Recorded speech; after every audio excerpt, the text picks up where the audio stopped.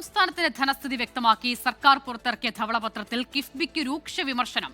കിഫ്ബിയുടെ അടിസ്ഥാന ആശയം ദുർബലമായെന്നും പദ്ധതികൾക്ക് രാഷ്ട്രീയ മുൻഗണന നൽകിയെന്നും വിമർശനമുണ്ട്. കിഫ്ബി വായ്പകൾ നിയന്ത്രിക്കണമെന്നാണ് ധവളപത്രത്തിലെ ശുപാർശ.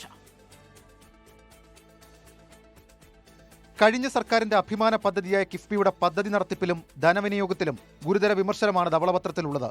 കിഫ്ബിയുടെ നിലവിലെ വായ്പാ ബാധ്യത ഏകദേശം 21,000 കോടിയാണ്. ഇനി ധനസഹായം നൽകേണ്ട പദ്ധതികൾക്ക് 35,000 കോടിയിലധികം വേണം. കിഫ്ബിയുടെ കടം യഥാർത്ഥത്തിൽ സംസ്ഥാനത്തിന്റെ കടമായാണ് CAG വിലയിരുത്തുന്നത്. കൂടാതെ പെട്രോളിയം സെസ്, മോട്ടോർ വാഹന നികുതി തുടങ്ങി സർക്കാരിന്റെ വരുമാന സ്രോതസ്സുകൾ വഴിയാണ് കിഫ്ബിക്ക് ഫണ്ട് കണ്ടെത്തുന്നത്. ഇതെല്ലാം ധനകാര്യ അച്ചടക്കത്തെ ബാധിക്കും. കിഫ്ബി രൂപീകരിച്ച് ഒരു സമാന്തര സാമ്പത്തിക അധികാര കേന്ദ്രം നിലവിൽ വരാൻ ഇടയാക്കിയെന്ന് ധവളപത്രത്തിൽ പറയുന്നു. എന്നാൽ കിഫ്ബി കൊണ്ട് നാടിന് ഗുണമുണ്ടായെന്ന് ധവളപത്രത്തിൽ ഉണ്ടെന്ന് മുൻ ധനമന്ത്രി ഡോക്ടർ TM തോമസ് ഐസക്. ഏതായാലും ധവളപത്രത്തിൽ ഒരു കാര്യം പറഞ്ഞിട്ടുണ്ട്, കിഫ്ബി കൊണ്ട് നാടിന് ഗുണമുണ്ടായി.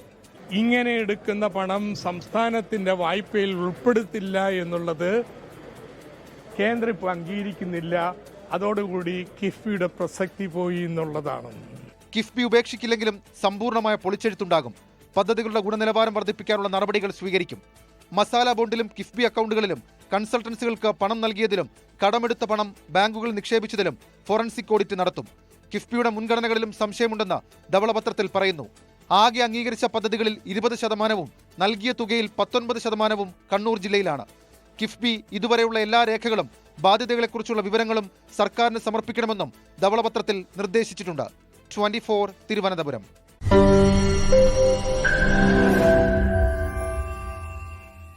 ലോകത്തെവിടെയായാലും ഏത് സമയത്തും 24 വാർത്തകളും ഓഗ്മെന്റഡ് റിയാലിറ്റി പാക്കേജുകളും എക്സ്പ്ലെയിനറുകളും വിശദമായി കാണാൻ ഞങ്ങളുടെ YouTube ചാനൽ നിങ്ങൾക്ക് സബ്സ്ക്രൈബ് ചെയ്യാം.